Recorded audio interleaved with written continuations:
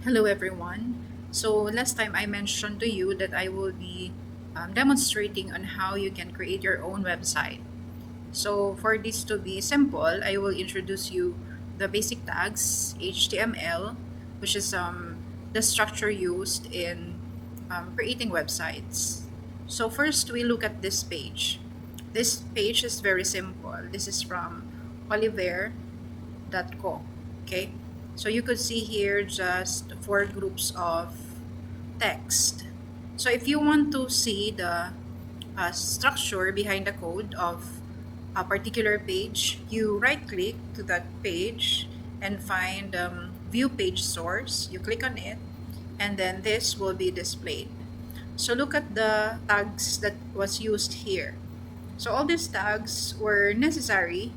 Okay, it specify the division of the different parts of the page, as well as the color, the background, the font color, etc. So all these tags are necessary, and then that's what you will be learning to know more about this creation of a simple website. Okay, so initially we have to know some of the terms that we would be using, and then later we will be demonstrating the actual use of these tags. So first we have to know the structure. These will be the topics to be discussed. Structuring web content using HTML, basic examples, the headings and paragraphs, links, and then images. Okay, so HTML, or the hypertext markup language, is the backbone for structuring content on the web page. So these tags are used, again, as I mentioned, to define how you would want your web page to look like, the contents, and so on. Okay, these are the most important tags that we should know. We have here HTML, the head, the body, and then the rest are included as part of these tags. So let's look at the example.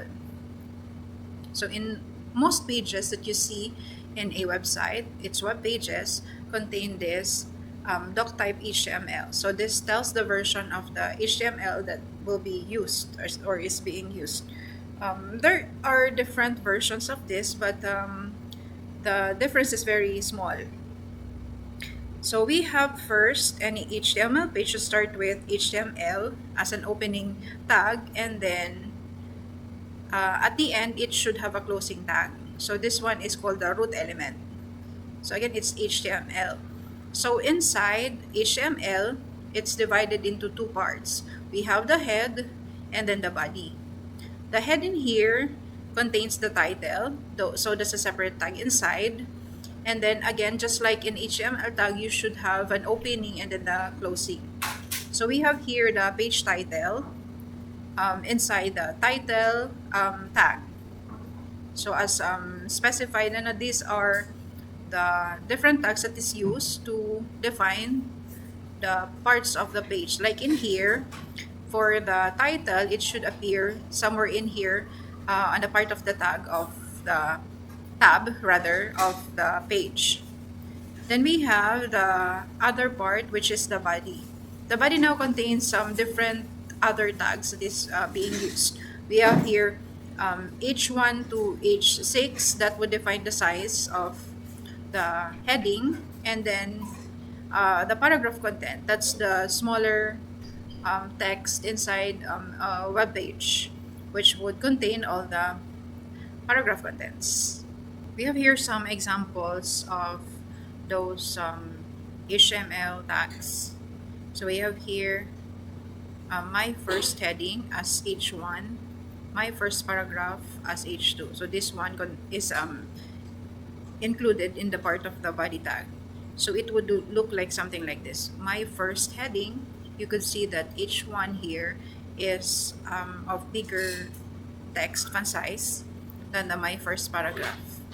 In news articles, we could see that the H1 is usually the one that contains the title, and then P here is the one that contains the body of the content. Okay, so we have H1 to H6, and then the higher the number, the bigger the font size. The lower the number, the smaller the font size. Okay. Okay, more examples. So you can see here that if you will be using H1 to H6, it would look like this. This is heading 1, so H1, H2, H3, H4, H5, and H6. H6 and H5 I think is even smaller than the one that is using the P tag. Okay, next example. This is a paragraph, this is another paragraph. You could see here that um, as soon as you close the P tag, it would return a new line already. So the next one is another paragraph na. Okay, how about links? There are cases that you would want to uh, link a particular text to another website or another web page. Now you can define the link by using the ahref tag. So it would look like this. So at a regular paragraph, HTML links are defined with the A tag. Then you would write it like this. So ahref, the specific URL of that site that you are connecting to, and then the text that you would want to display. So whenever it's clicked, whenever it is clicked, it would take you to w3schools.com, for example. Okay, how about images and colors? Okay, you can define actually some definition for the uh, other content, media content other than text, such as pictures. So in here, we could see that the picture is used by using the imgsrc. So in here, you specify the name of the file and then the extension. So make sure that the HTML file is contained along with the picture that you are using. Alt is whenever you hover to that picture, it would display w3schools.com. Width is the width, of course, and the height is the height of the picture. The second example is a way to define some colors in the website. So H1 here, this is actually part of the CSS na. So you could specify a color as the background color of the text by incorporating the style property. Okay, background color, you specify the color like this, and then the same style with the paragraph, you put the style tag, then specify the color. Now there are cases that you might want to use some hex values. You can look it up what the hex values of the color is, and then paste the color here.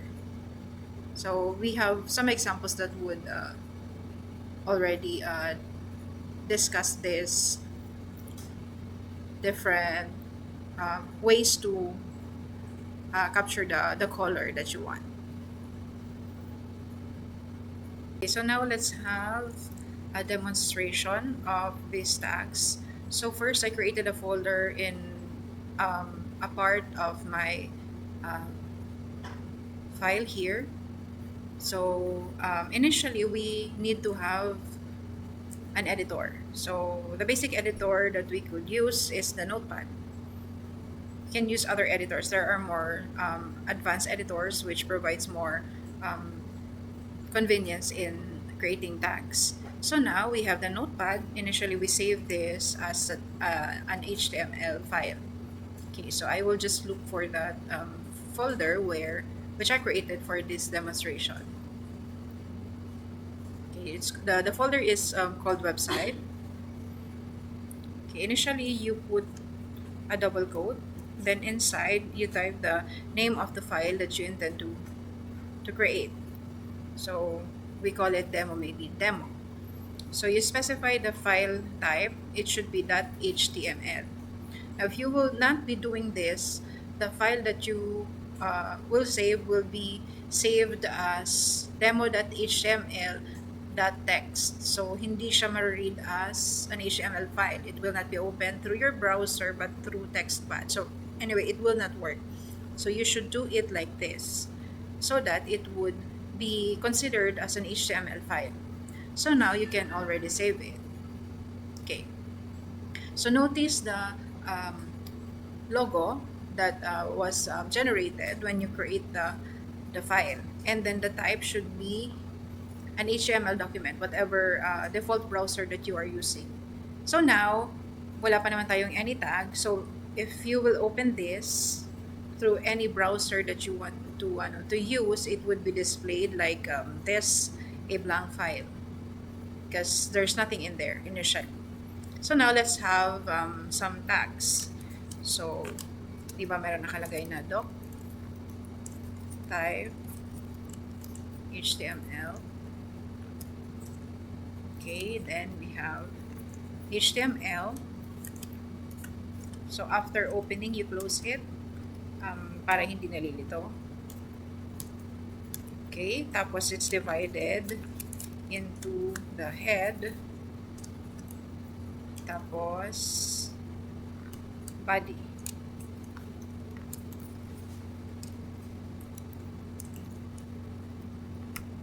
Okay, the head could contain the title. So title, we could use something like my first HTML webpage. Then you close it, of course. There are actually tags that doesn't need to be closed, but these basic tags would need a closing tag, so you supply it. Inside the body, we could have H1 for the title, closing, H1, then paragraph. P, close it with another P tag. Okay, we could have this is the title. For the paragraph, we could put some text there, so something like the quick brown fox jumps over the lazy dog. Okay, something like that. Now we see after saving what it would look like. So we just need to refresh, and we do this every time we create some modification to the title, to the tags, to your source. So you can see here that the text, my first HTML web page, appeared on the top of the tab. Then this is the title is in here. The paragraph is displayed after. Okay, then after that you could put some titles, more titles, subtitles. Then you could also adjust the color by indicating the color. So we just need to use this tag in here. So let's have, for example, H1. So H1 style. So it's background dash color. So nakalagay is Dodger blue. Let's say pink. I'm sure pink is available. So you save, then you refresh. So automatically the pink is recognized. But if you want to use other colors, you can use some color pickers. Color picker. Okay, so in Google, it's automatically displayed. So like this one, let's say any shade of yellow or green or let's say orange. Orange like that. Then you can drag this here somewhere. Okay. And then after you copy the hex value, this is that part. So you copy it, then you put the number inside the inline style. Okay, which is for example here. So style equal to background color, then that, save, refresh. Okay, so something like that. You could also put the or change the background of the web page. You can also do that, or change the font and the font color. So there's a lot of things that you could do here. So I'll be sending some information about what things you could do for your page and so on. So let's just continue, okay, the discussion. So this is on CSS, or the cascading style sheets. So in this case, cascading style sheets, this is like a support to HTML. But the idea is HTML is used to display some contents, but CSS is actually used for designing, more on designing. So to organize and yeah, design the content of the page. So CSS describes how elements should be rendered on the screen, on paper, in speech, or on other media. So we can see here that we could create a separate style sheet. We could capture it and then apply it to your page. Okay, so these are the different web pages. Initially, if you don't have CSS, your um, particular page would appear something like this, the first picture in there. Now, after applying some CSS effects, you could actually create better looking pages, just like this other four options in here. So why use CSS? CSS is a crucial component of modern web development, providing the means to create visually appealing, consistent, and responsive user interfaces while maintaining a clear separation of concerns in the code base. Okay, so we will be discussing these different benefits that the CSS has. Separation of concerns would mean, since there are dividers in the page, you can specify which part of the page might have some errors in the code because of the separators. Then consistent styling, you have one theme for the entire page or pages that you will be creating for your website.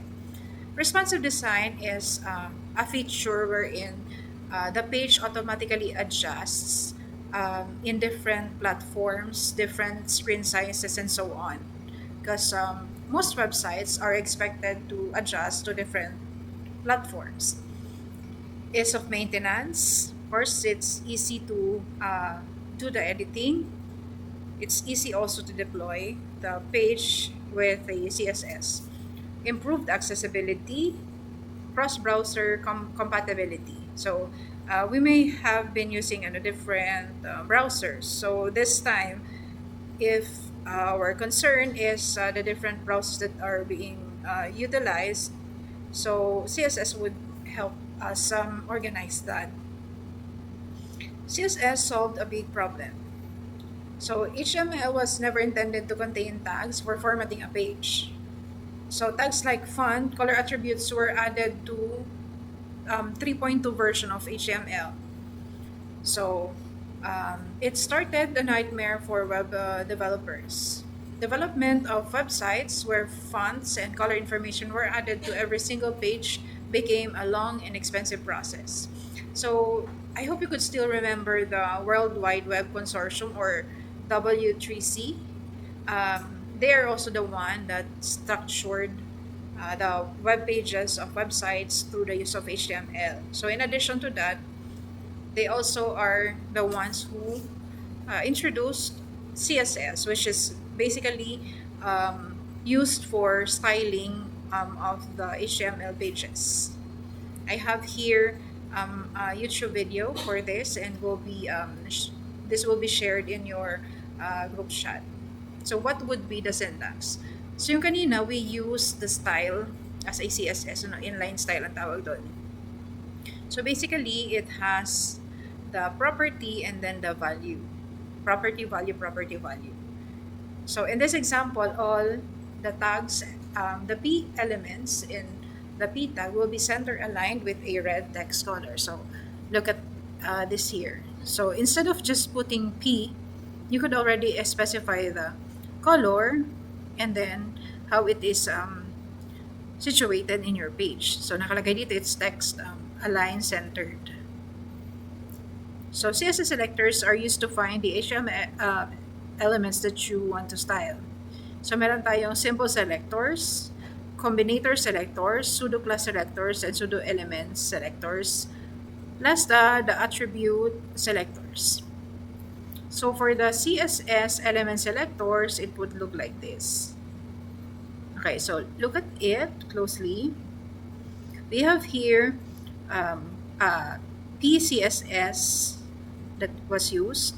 So text align center and color red. So independently, nakalagay siya inside the style tag, okay, which is not part of inline tag inside the P tag. So this style tag is used to allow all the styles that you want to display to the HTML page. So in here, you could see that every P tags that are used in that page are all centered and then with red text. Okay, that is because nakadefine yung CSS dun sa particular element. The other one uses an ID. So, let's say in here, meron tayo ditong P tag. Both of these are P tags. Hello world, tapos this paragraph is not affected by the style. Yung first paragraph has this ID called para1, in which dun sa style tag niya, nakadefine na kapag ginamit yung ID ng para1, all the elements would be centered and then red aligned. That could separate your other tags because of these IDs. Okay, next we have the class selector. So, ang mga elements natin, meron din tayong mga classes na tinatawag wherein you just need to capture their property, basically the class. So, in here, meron tayo ditong dot center for the style. So, kapag tig-call yung center na style in any element, it would call also itong nakadeclare na dot center, which makes the text centered and then red aligned. So there are many ways. Then we have CSS class selector. Okay. So in here, meron tayong nakalagay na p.center. So dot center pa din siya, pero nakalink siya dun sa p tag, hindi sa h1 or any element. So dun lang siya magte-take effect sa P and then tig-call yung class na center. Okay, next, we have here, other than center, we have p.large. So all the classes is defined here. So h1 is not affected by the large class. Okay, P here is centered. Then pre-class center large. This paragraph will be red, center aligned, and in a large font style because of specifying the elements here na center and then large. Universal selector. So in this case, we have an asterisk as a wildcard character. Ginagamit naman ito to mean all. So, ibig sabihin, pag pinasok mo siya and then you use an asterisk, all elements, regardless of what particular element that is, or kung may ID man siya or wala, all are affected by the specified CSS that you put in here inside the style. Okay, grouping naman. So, this time, we can group certain elements. So, in here, nakalagay that H1, H2, and P must be centered, then red with red text color. So, kapag nakagroup siya like this, lahat na ilalagay mo na H1, H2, or P will be affected by the CSS definition. Okay, so there are three ways to insert CSS. The ones that we have used before is either internal or inline. There are other ways to insert CSS. Para hindi siya magulo, dun sa HTML page mo, pwede mo siyang gawing external CSS, which would be a separate external file. For many large websites, ito yung pinaka-convenient gamitin. So let's take a look at this. So with an external style sheet, the look of entire website can be changed by just changing one file. So look at the tag. May nakalagay tayong link tag, rel style sheet, and then href mystyle.css. So the mystyle.css as a separate file would contain all the definitions na ginamit mo for changing the design of the web page. So make sure if you will be using it, dapat nasa same folder as the main file that you are using. Otherwise, you have to specify the location. You have to put the actual path of it. So you will discover this as you create your pages. So more about external CSS. So meron siyang .css extension. It should not contain any HTML tag. Yung mga nilagay natin earlier would be similar to what you would be putting inside the external. Yung implementation lang naman. The difference of external is that it's another file. Internal, so yung mga ginagamit natin kanina, such as this one. So meron tayong style na nakalagay. Dito mo ilalagay lahat ng mga tags, lahat ng mga CSS styles that you would want to use. Okay. Then, the other one is inline. So, ang inline is nandun mismo sa element, nakakabit. So, instead of doing it like kanina, yung internal, which is a separate tag, dito, ilalagay mo siya for every element that would be used dun sa page mo. Okay, so I'll be sending the links for your other tasks for creating the websites in your group chat. So for now, try to create very simple web pages as a practice para mabuo niyo yung project ninyo. Okay, so thank you very much for listening.